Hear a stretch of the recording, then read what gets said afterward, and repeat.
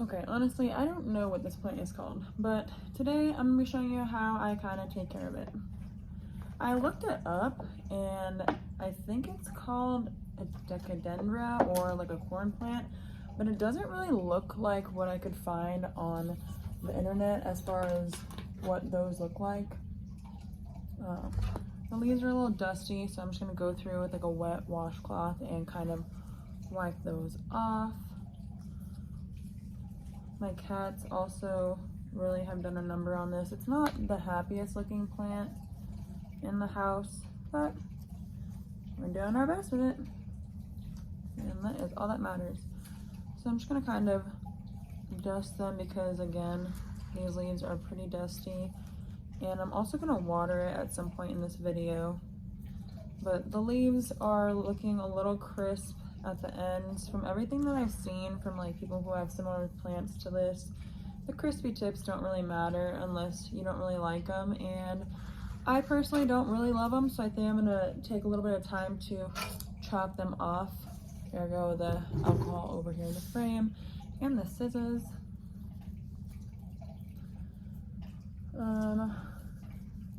I really try to take care of this plant, or like water it and do all of its watering care maybe once every 2 weeks. I still, again, don't really know what kind of plant this is, but I kind of treat it similar to a spider plant. If anybody knows what this is, I'd love for some advice in the comments on how to care for it, or if it is a decadent, one of those corn plant things, I'm not really sure how you even say that word, then what type of those is it? Because I've seen some that look kind of like little mini palm trees, but again, this doesn't have that kind of woody stalk that I've seen in a lot of those photos. It's more of like a green stalk so far, and maybe it's just not old enough to have like a woody stalk yet. I'm not sure. I actually got this from the same person that I got my pothos from. So I've had it for about the same amount of time that I've had the pothos, which is kind of neat. I just recently came and put it in the living room because, again, my cats are menaces and they will literally eat any kind of plant that I put within reach for them. So it has gotten a little bit of damage, like on this leaf, you can definitely see it. On that one, it is not just a crispy leaf or a crispy tip, that is like from my cats chomping on it.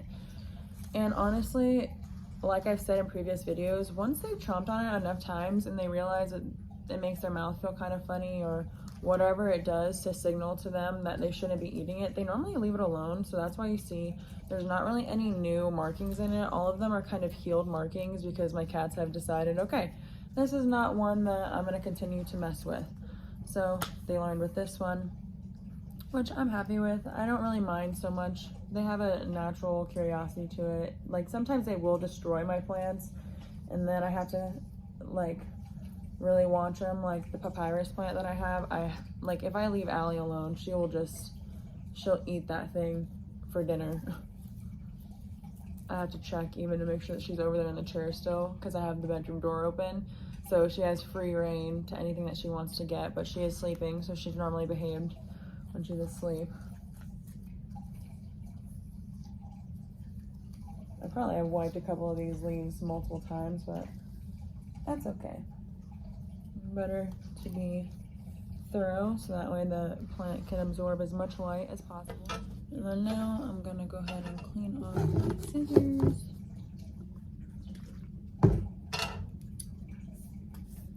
With the alcohol.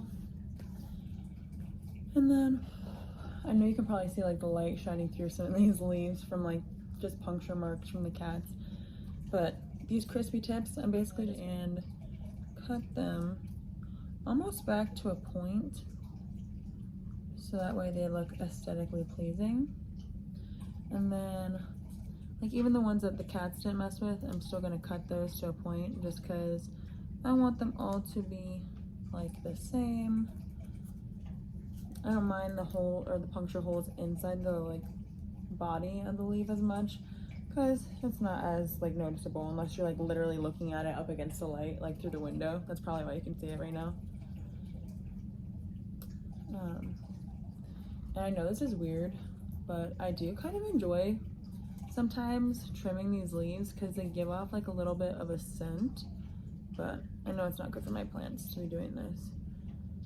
So I'm just basically cutting off like as little like actually green as I can cut off. Everything that is just crispy is what we're trying to get rid of. And I'll just continue to kind of work my way around this plant. I did do a couple of the leaves before I started recording, and then I was like, oh, I should probably record this for a video. So then I brought all my stuff out and started recording. Like this leaf has a bunch of like, I don't know if you can see all those holes in there, but,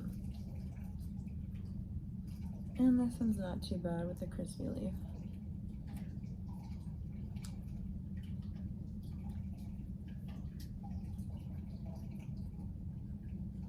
I'm gonna leave that on the floor for my cat to find because she will eat it.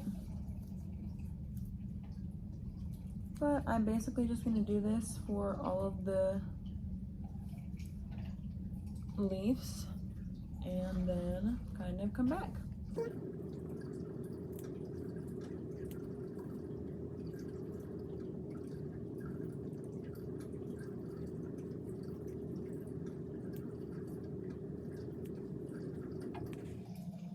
So this is what it should look like after about a 30-minute soak and all the leaves being trimmed up.